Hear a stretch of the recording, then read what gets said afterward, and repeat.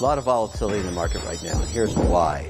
There's uncertainty in terms of how long these tariffs will be in place. Everybody understands that Donald Trump's a negotiator. He's using these tools to negotiate. What he wants, in very simple terms, is reciprocal tariffs on every product in every country. There are different schedules. India has a different one than Ireland has, and Canada has, and Mexico has.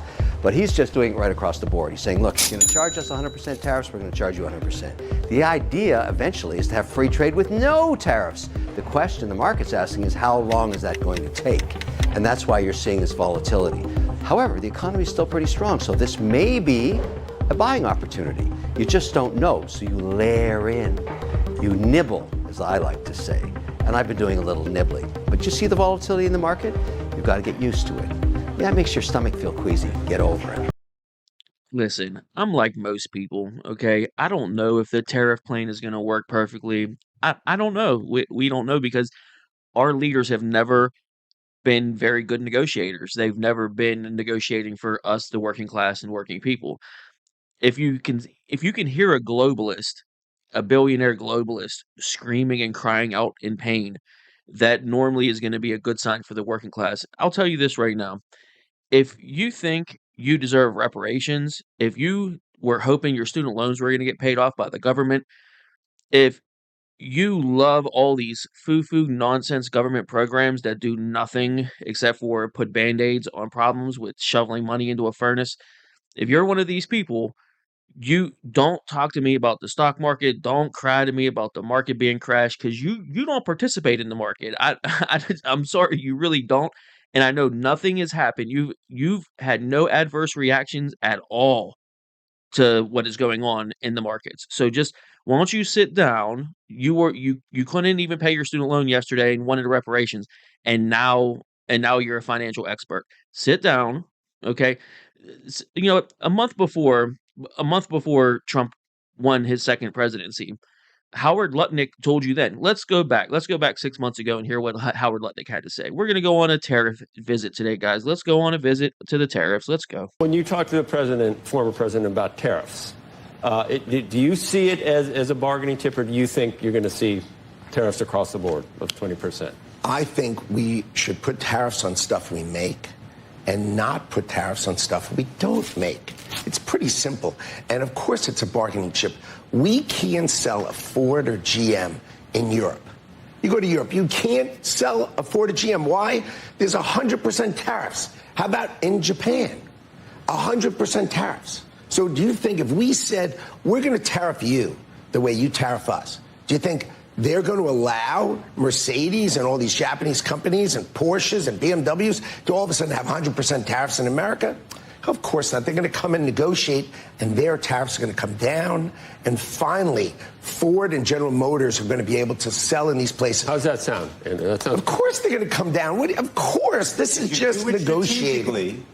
It absolutely makes sense. If you do it strategically, if it's across the board, it creates a real problem. And the question is whether you believe the president is going to do it strategically or across the board. He keeps saying it across the board. Well, when you're running for office, you make broad statements so people understand you. Right. Okay? Tariffs are an amazing tool by the president to use. They're an amazing tool, but he understands, don't tariff stuff we don't make. Right? If we don't make it, and you want to buy it, I don't want to put the price up there. It's pointless. But use tariffs to build in America. If we want to make it in America, tariff it. Or if we're competing with it, tariff it. But you got to remember, we need to protect the American worker. Finally, someone's going to protect the American worker. And Donald Trump is here to protect the American worker. Do you think we make a lot of money in tariffs, or if they're used as negotiating tactics? Look, tariffs will come down there. We're not going to have super high tariffs here either. There's not going to be a big pot of money at the end of the day. I love that story. So which is it? Do we make a lot of money on tariffs, or we bring productivity here and we drive up our workers here? So it's a win-win scenario. I like both of them. I think what's going to happen is we'll make a bunch of money on the tariffs, but mostly everybody else is going to negotiate with us, and we will be more fair. In 1948, right, we came up with something called the Marshall Plan, right? The world, Germany and Japan were destroyed after World War II, and we wanted to export our economy to them. So we made a rule. They could tariff us, and we won't tariff them. So they can This is the rebuild. best explanation I've heard of. So the they tariff can story, rebuild yeah. their economy. We rebuilt their economy using something called the Marshall Plan. Yeah. Our economy is so awesome that we'll use it to help you rebuild. When should that have ended? What do you think, 1980? Right? 1985? I mean, why 40 years are Japan and Germany and all of Europe still tariffing the heck out of our auto industry, tariffing the heck out of our furniture industry? Do you realize all your furniture you're buying that's made foreign? It seems crazy. Why? It's because they tariff us and we don't tariff them. It's so obvious. You know, I really don't understand the people that don't get it. So it's kind of a win-win-win scenario. Either we negotiate those tariffs and you bring yours down because you don't want to get hit with ours, or we slap you with those tariffs. You're forced to pay them, passing the cost onto the consumer, which is us. And then it will breed competition inside the US to build that thing that we need. If a consumer wants to look, the Lutnick is going to say it in a little bit. Who is more important, the people that sell things or the people that buy things? It's unequivocally the people that buy things have the power. That's why we call it buying power. It's because we hold the keys to the economy. We hold the keys to the engine. We're in control.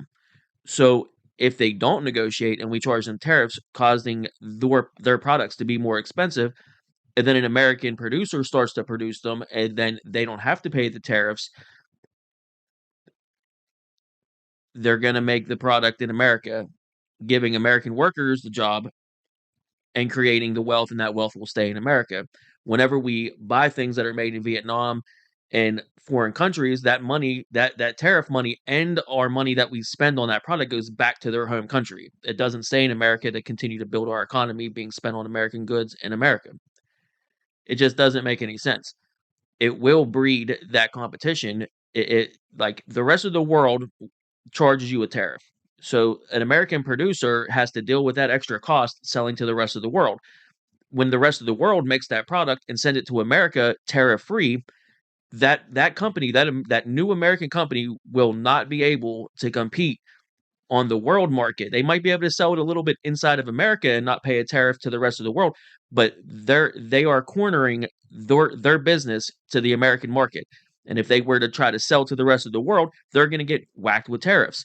That's basically what the rest of the world is currently doing to America. They have decided, you guys consume everything. We're going to make it somewhere else over the rest of the world. You'll just buy it and we won't pay tariffs. And you could just be good, just keep consuming things. That's what the rest of the world, that's what the globalists want us to do. They want this to be basically, it's free trade for everyone else except for America. If we want to export anything, we have to pay a fee. If they want to export to America, no one pays a fee. Do you understand? I just don't know how you don't get this. How it could either the tariffs could either cause them to lower their tariffs, which is a win for us, or cause American companies to start to compete with these foreign countries if they have to pay the same tariff that the new American companies have to pay. Well, the American companies are paying the tariff anyway, guys. Do you understand how it would whatever? All right, I'm on a rant. I feel like I'm not a professional economist. I'm not a financial guru. I'm a regular guy that does something else for a living. But this is just like common sense. I don't know how you don't understand, how you can't understand it. It just is mind blowing. Anyway, you know who else agrees with me that the tariffs are really, really good and is a good plan and it's not fair what the rest of the world is doing to us? Democrats. A few moments ago. In terms of tariffs, I think it's interesting to note that the average U.S. MFN tariff on Chinese goods coming into the United States is 2%, whereas the average Chinese MFN tariff on U.S. goods going into China is 35%. Is that reciprocal? What they have said is that we need to not worry about manufacturing in America because what we should establish is a policy of unfettered free trade. We don't need tariffs. What we need is to allow corporate America the freedom to throw American workers out on the street. We had a tire case in which they were flooding us with cheap domestic tires or cheap Chinese tires. And we put a stop to it. and as a consequence, save jobs throughout America. Emily, the context to that Obama soundbite is that he implemented, oh, wait for it, tariffs on China. I believe they were to the tune of 35%. No, I'm not surprised by that, and neither should you. The Democrats are always for the things that are solutions until they actually have to do them, and then all their donors are like, "You can't do that. We can't let you do that. We paid you not to do that." And then they don't do it, and then they say Republicans stopped us. Meanwhile, it was just their donors that stopped them. Anyway, don't let me go on a rant again. In the end, Republicans do it too. It's just the old guard Republicans were really bad. That's why I never voted for them. The old guard GOP is bad. This new America First thing, I'm down with it. It's common sense. It makes sense. Anyway, again, I'm ranting. I believe the first phase of this is to, number one, let's identify who's going to go, oh my God, they're charging us like half of what we're charging them. How dare they retaliate?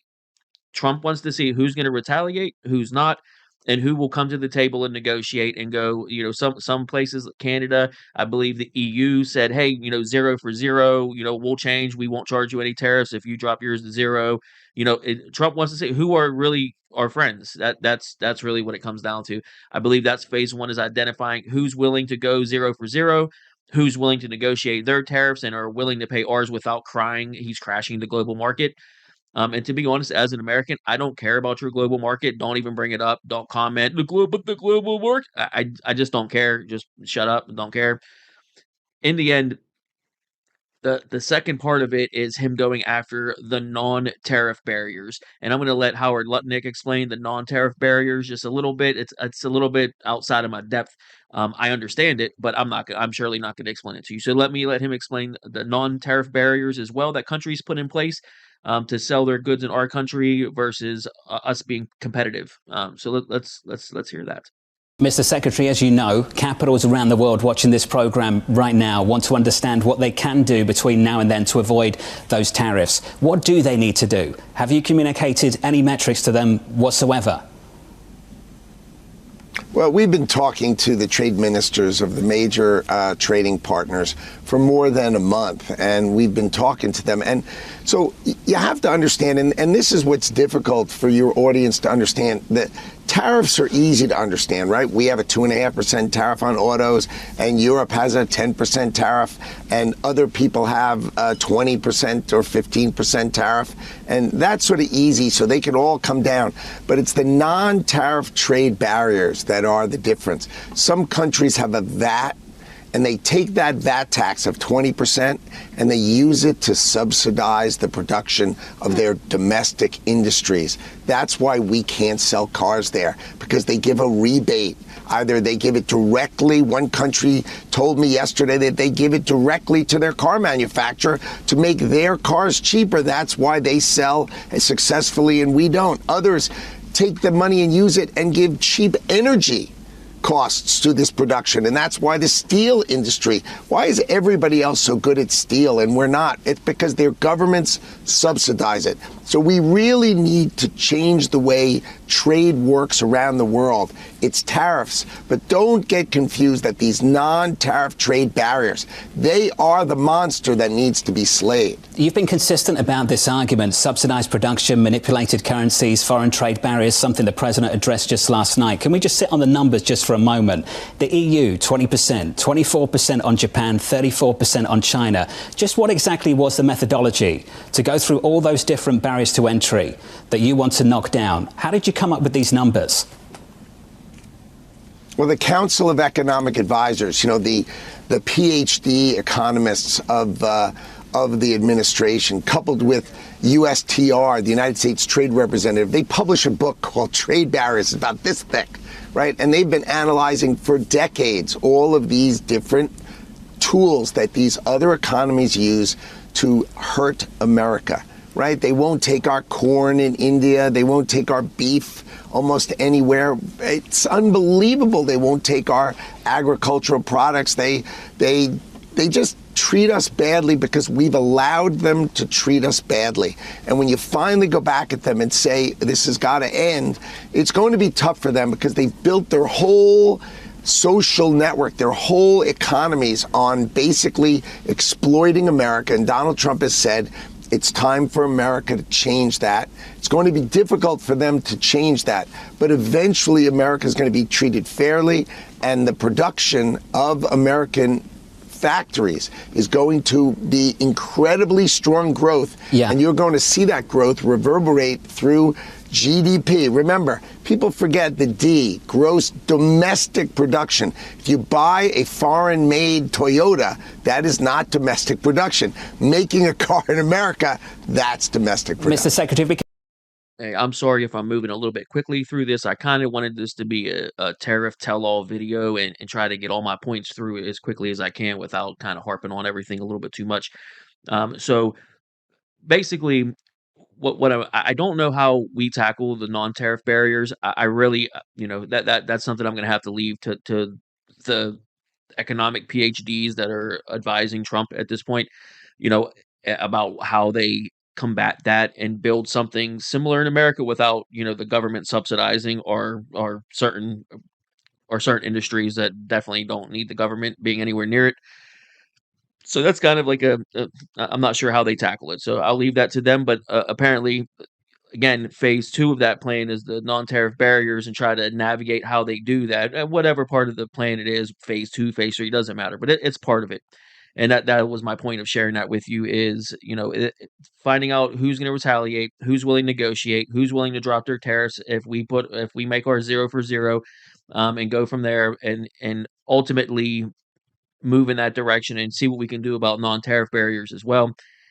In the end, Howard Lutnick is completely right, and I completely agree with him when it comes to the buying power and who's more important, the people that make things or the people that buy things. So we're going to move to that, let him talk a little bit about that, and about our GDP and how much Americans consume and how we control the global markets. Our economy is what drives everything. I would like for people to talk to me and to our president about why it's great to be an American instead of, I don't care about German car companies making cars in Germany. Good for them. And Korea, good for them. And Japan, good for them. Their prime ministers can take care of them. Thank God we have finally a president who takes care of us. He's not the president of the world. He's the president of the United States of America, and he cares about American workers. And that's who he's here to protect. And all this other nonsense has got to go, because the fact is the stock market is going to be much, much higher. Much, much higher. And you know what? If they're worried about this change, they're foolishly betting against Donald Trump. Because if I were you, I'd bet for him. But it sounds like you're saying, trust us. And are you worried that at some point Americans are going to feel like there's a bunch of billionaires in Washington who are playing Russian roulette with our retirement? $2 trillion deficits don't bother you at all. How could you ask me, while we're running a $2 trillion deficit, and not care? You're destroying the people who have run this country before, are destroying the future for my children and my children's children. I can't have a 50, 75. We have a $36 trillion deficit. And we used to run deficits of $400 billion. Now $2 trillion, everybody's like, who cares? I tell you what, who cares? Donald Trump cares. And when we balance the budget, you know what that means? That means our deficits stop. Interest rates come smashing down. His goal is to have external revenue. The way I think about it, we all are so used to paying taxes. We're so used to it. We have like Stockholm syndrome. Don't stop the Internal Revenue Service, God forbid. How about this? The rest of the world leans on our economy, breathes off our economy. Not only is our economy $29 trillion GDP, but we consume $20 trillion a year. We are the buyer of everybody's stuff. We buy everybody's stuff. So who's more important, the people who sell stuff or the people who buy stuff? So we are the buyer of everybody's commodities, products, goods and services. Everything comes from us, right? Let them pay a membership fee. We all understand that model. Let them pay. How about we, you and I, and every single person we know pay less? How about no tax on tips? How about no tax on overtime? How about no Social Security? How about all those things? These are the kind of thoughts that will change America. I know what his goal is. No tax for anybody who makes less than $150,000 a year. That's his goal. And from here, we'll move on to what he's talking about, the silly people. You know, in the stock market, which most of you are not invested with anything in the stock market whatsoever at all. You know how I know? Because the top 10% of Americans held 93% of all stocks. The wealthiest 10% own 93% of all stocks, the highest level ever recorded. Meanwhile, the bottom 50% of Americans, you, held about just 1% of all stocks in the third quarter of 2023. The people that are being silly say, I lost this much. Some idiot, I saw some idiot smoking a big long Newport, like, I lost everything, dog. I lost it. I lost $5,000. Dude, the only people that lose money are people that panic and sell. If you sell in a panic state, you're going to lose your ass. You know, the same people that are saying this is catastrophic, end of the world market crash nonsense. My hate watcher came and already said, "Oh, crash the market. Trump's crashing the market. Eat that, libs." Bro, what did you think Biden did? I know you've been seeing this graph put everywhere. Everyone keeps sharing everywhere. Look at the markets under Biden. The market, did you hear anything under Biden about how it's a catastrophic end of the global market, the end of everything? The American stock market is down and it's affecting global markets and it's shattering the world. Is that what they said under Biden, or did they say Bidenomics is working? Just calm down. Inflation it's not even, it's transitory. It's not even a big deal. Shut up. This is because of Trump and the pandemic and how bad he did stuff. It's not Biden. Bidenomics works great. That's what they said. So much so that whenever they were talked about, what about this Biden recession? What did the government do? What did the White House do? They changed the definition of what a recession is. Do you remember that? Let me remind you. A few moments ago. Technical definition is 2 quarters of contraction. You're saying that's not a recession? That's not the No? That's not the technical definition. In terms of the technical definition, it's not a recession. The technical definition considers a much broader spectrum of data points. That is not the actual definition of a recession. It is a significant contractionary period over a few months. I would really object to this kind of semantic claim. The idea that 2 quarters of negative GDP growth is a technical definition of a recession is wrong. They're all reading the same playbook. The last 10 instances in American history that saw 2 straight quarters of negative GDP growth were defined as a recession. But the Biden team, of course, ready to ditch it. What a perfect distillation of modern leftism. When you're losing, just change the rules of the game, then declare victory. Actually, to what we should discuss, which is the Biden administration is facing down the barrel of a, quote, technical recession. And whenever you do such a thing, what do? You go, you know what? Let's just change the definition of recession. So that's what's happening. Let's put this up there on the screen. So Thursday, we are likely to see a GDP report that shows a second consecutive quarter of negative growth. Now, technically, that should be a recession.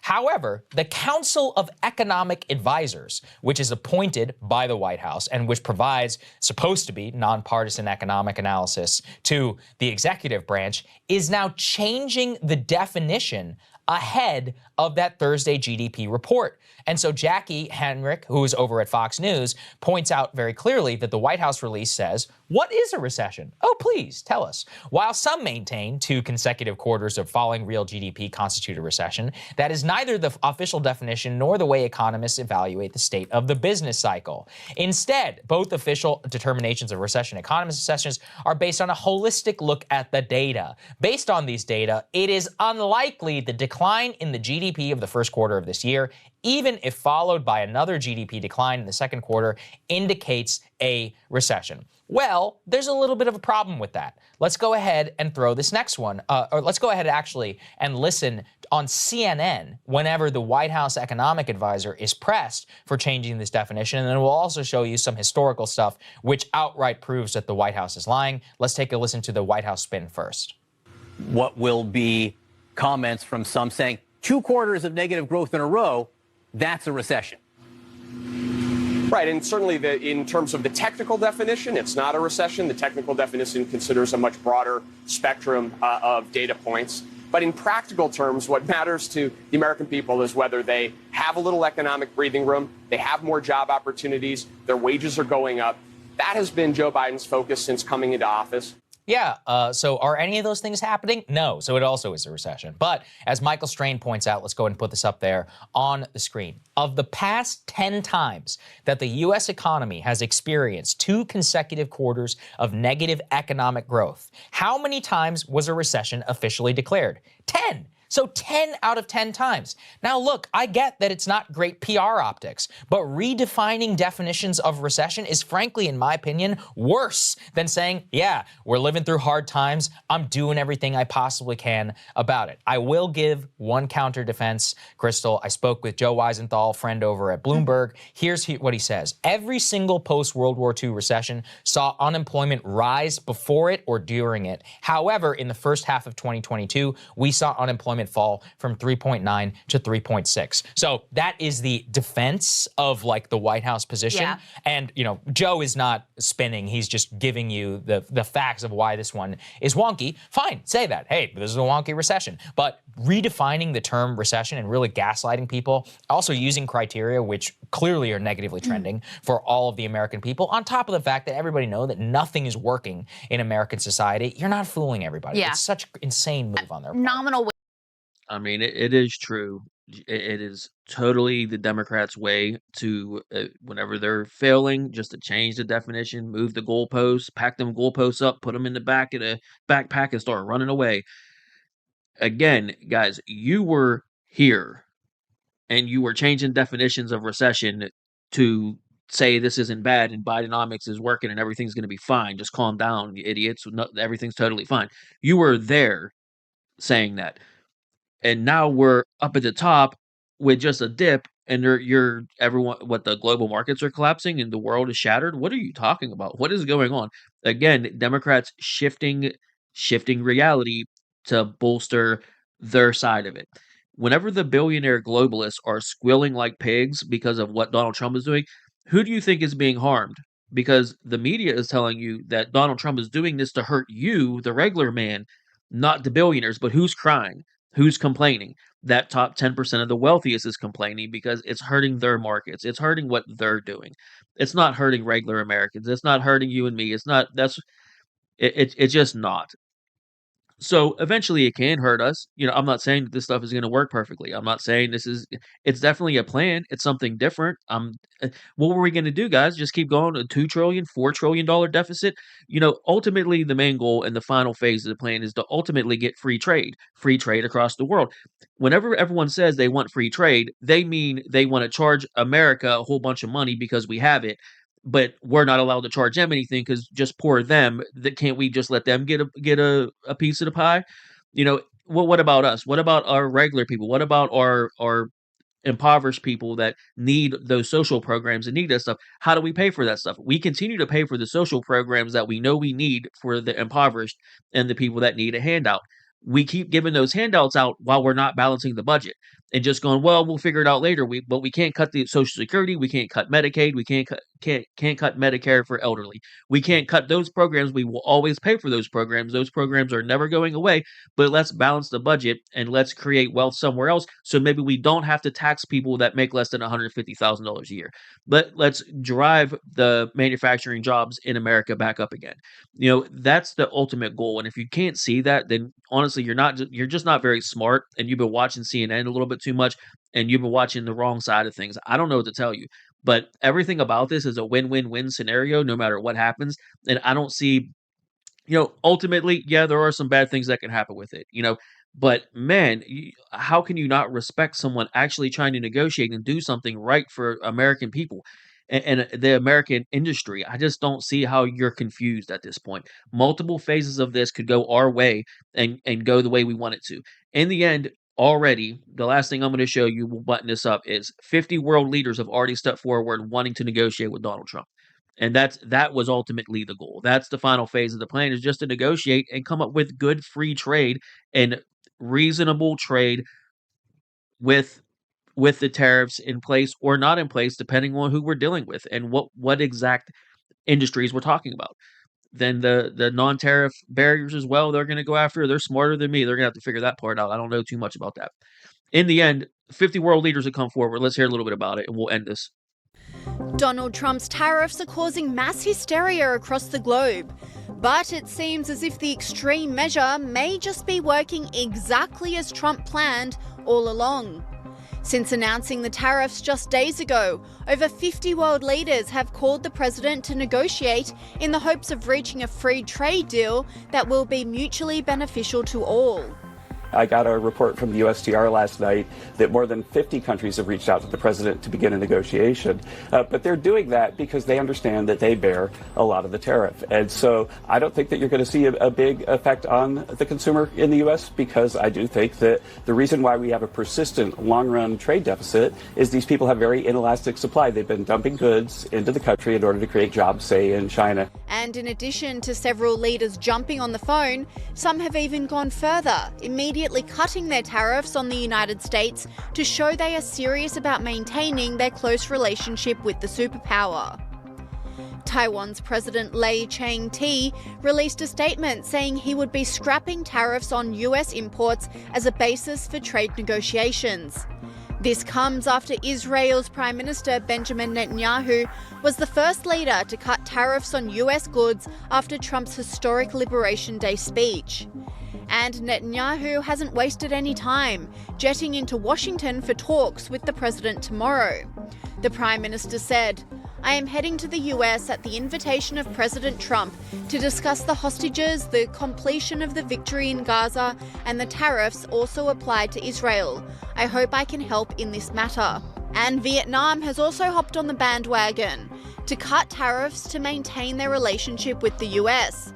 President Trump said, "Just had a very productive call with To Lam, General Secretary of the Communist Party of Vietnam, who told me that Vietnam wants to cut their tariffs down to zero if they are able to make an agreement with the US.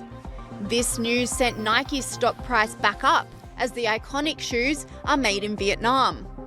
So I've seen a lot of people sharing stories about how Nike's lost $10 billion in market cap because of the ongoing trade wars and Trump's reciprocal tariffs. Nike makes a lot of their product in Vietnam, and Vietnam actually has been charging the U.S. 90% on their tariffs towards us. And all Trump had to do was say, we are going to charge you, Vietnam, a reciprocal tariff of 46%. And guess what happened? Their leader, To Lam, as reported by the Wall Street Journal, actually got on the phone with Trump and said that they want to negotiate with us and get to a point where they don't charge us anything, where they charge us zero in tariffs in exchange for no more reciprocal tariffs. So essentially, this is the art of the deal personified. This is exactly what Trump was wanting to do and what he's actually seeing get done as one country after another continues to cave, continues to fold, and realize that they need us far more than we need them. And honestly, this news has actually helped to bolster Nike's stock. It's been reported that their stock was up almost 4% on this news. So don't fall for the fear-mongering that the left is going to push on you and say this is anti-American, anti-America first. Countries are realizing that they need us more than we need them, and that's a very powerful and very good thing. Cambodia has also caved after the shock of Trump's 45% tariff on Cambodian exports. This commentator said, in a state of panic, the Cambodian Prime Minister Han Mane sent a letter proposing a significant tariff cut on the United States. Cambodia proposed a reduction of tariffs on 19 key export categories from their current rates, ranging from 7% to 35%, to a uniform 5%. But perhaps the most shocking turn has come from UK Prime Minister Keir Starmer, who on Monday, UK time, will declare globalization has failed and back Trump's tariffs despite talking tough on the measures just days ago, the Times revealed. UK Prime Minister Keir Starmer will declare on Monday that globalization has failed and that he understands President Trump's decision on tariffs. Trump has done something that we don't agree with, but there's a reason why people are behind him on this. The tariffs come after Donald Trump proposed to make America great again by bringing back US manufacturing and economic security. It seems some didn't take this election promise seriously and are now shocked at the outcome unfolding as we speak. But Deputy Chief of Staff Stephen Miller reiterated the need for the tariffs on Fox over the weekend. What is globalization? What is this economic policy that our elites in the United States, so-called elites, have had for the last half century, Democrat and Republican? Globalization is the redistribution of American wealth to foreign countries. It is a formal policy of trying to develop foreign nations at the expense of the U.S. working and middle class. Trillions of dollars that would be in the pockets of American workers is now in China, Cambodia, Vietnam, Thailand, Canada, Mexico, all across Africa, all across Asia. It is the great theft of American prosperity, prosperity that was won through our victory in multiple wars. We left World War II as the dominant economic unipolar superpower. And instead, over the ensuing decades, all of that wealth, all of that manufacturing, all of that industry was ripped apart by our elites, shipped to foreign countries, and then they sent us the bill. They said, you have to protect Korea, you have to protect Europe, you have to protect Canada, you have to protect Japan. We won't take your cars, we won't take your agriculture, we'll take away your steel industry, your aluminum industry, your copper industry, your electronics industry. All of the national industries that you need to be secure and successful as a country. So what President Trump is saying is, these are the injustices you have to remedy. This is just. But while many nations have caved to Trump's tariffs, China is remaining steadfast in its criticism of the move, according to Sky News host Rowan Dean. The other thing, the bottom line is very, very simple. Would you rather live in a world where the leading economic power is the United States, or live in a world where the leading economic power is China? That's the bottom line. That's the simplest way of looking at it. For years now, we've had all our so-called, boffins and experts and talking heads, the same ones who, Rita, this week were all in a head spin about what's going on with all the usual suspects, all the Trump derangement syndrome mob. They're all out there, hyperbole left, right and centre. The bottom line is we've all been complaining about the fact that China's been eating our lunch for decades. Now it's time. America has taken steps to correct that. Well, everything that they just said at the end there, I almost completely agree with everything they said at the end there, especially Stephen Miller just knocking it out of the park. He's completely right. America has been mistreated. It is the global superpower. China is a big economic superpower as well. I'm not talking military might, anything like that. I'm just talking about the economy and how our consumerism radiates throughout the rest of the world. Globalization having failed is probably one of the most beautiful sentences you could ever hear as an American. If you were lucky enough to be born in this country and are an American citizen, you have to take what is happening right now. You have to understand that a course correction this broad and this shocking to the rest of the world, it shouldn't be shocking to you. Don't listen to these fake channels. I joked earlier about some dude on the internet with a long Newport lying about how he lost $5,000 in the last 2 weeks.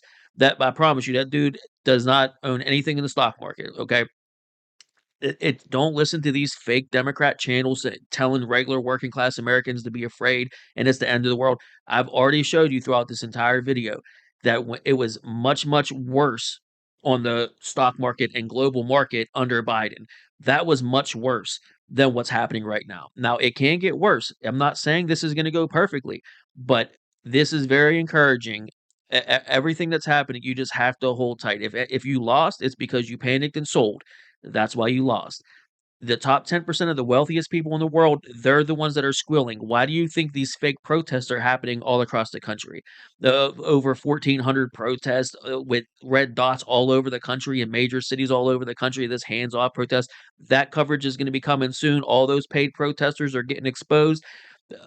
Just a sea of retirees holding signs that somebody handed them made by George Soros's Indivisible and Open Society money.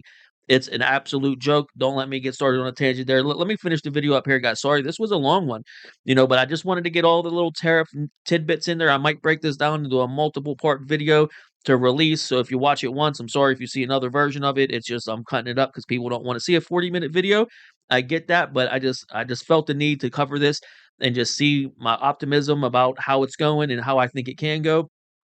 Don't listen to the fake Democrat channels and the mainstream media trying to tell doom and gloom and tell you this is the end of the world and it's catastrophic. Dude, they changed the definition of recession to avoid admitting that Bidenomics was terrible and that everything's going bad. That they tried to hang their hat on unemployment dropping from 3.9% to 3.3%, and that's the reason why it's not a recession. I mean, dude, a joke government was just in power, and now Trump, a real leader, is taking control. He's trying something different. Course corrections are never easy. It's always going to be shocking, and it might be a little scary, but just calm down. Like Lutnick said, only people that are being silly are affected by this. Don't be silly. Relax. Let the negotiations happen.